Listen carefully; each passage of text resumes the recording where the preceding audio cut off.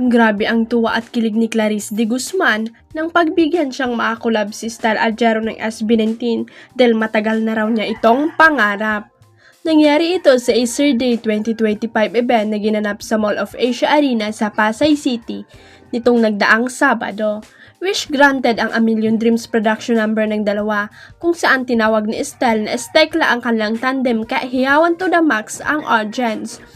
Grabe ang pasasalamat ni Clarice kay Estelle dahil binata pa ang nag-adjust ng araw ng kanilang rehearsal dahil hindi pumipwede ang una, kailangan niyang umuwi sa kanilang bayan due to family matters.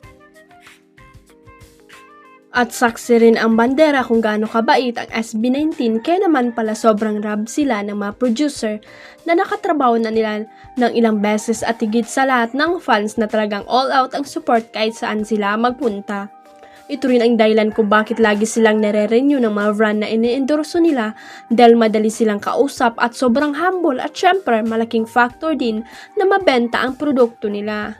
Going back to Clarice and Estelle ay nasambit ng una na sobrang nervyos niya noong nasa stage na sila na hindi naman naramdaman ng lahat dahil ang husay palang magdala ni Klang ng stress.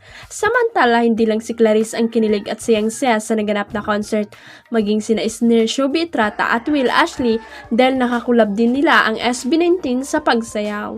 Aliw na aliw ang lahat dahil habang kumakanta si Estelle ay nakatingin na lang sa kanya si Shubi at humawak pa sa kamay ng binata. Na-starstruck daw si Shubi kaya hindi napigilang hindi mapatitig kay Estelle at mapahawak sa braso nito. Isa pang wish granted ay si Will dahil pinagbigyan din siya ng SB19 na makakulab sa isang dance number sa dressing room na ipinost ng binata sa kanyang social media account kaya panay din ang pasalamat niya sa grupo. Usap-usapan sa social media ang tila pambibisto raw ni Tony Fowler na loveless na naman si Andrea Brillantes. Although walang direktang sinabi o pag-amin nag 1+1 ang mga netizen ng kumustahin ni Tony si Andrea.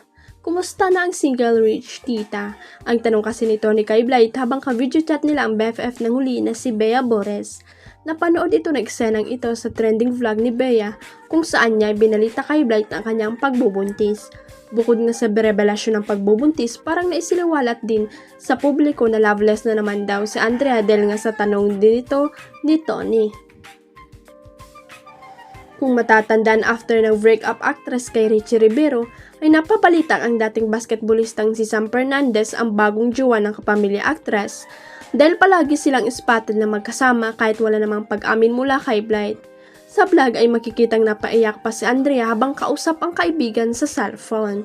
Tanong tuloy ng netizen bakit daw kaya napahugulgol si Andrea? Sa pagiging single daw ba niya o dahil sa pagbubuntis ng kanyang BFF? Huwag kalimutang i-click ang subscribe button at i-ring ang notification bell para sa latest at legit chika updates.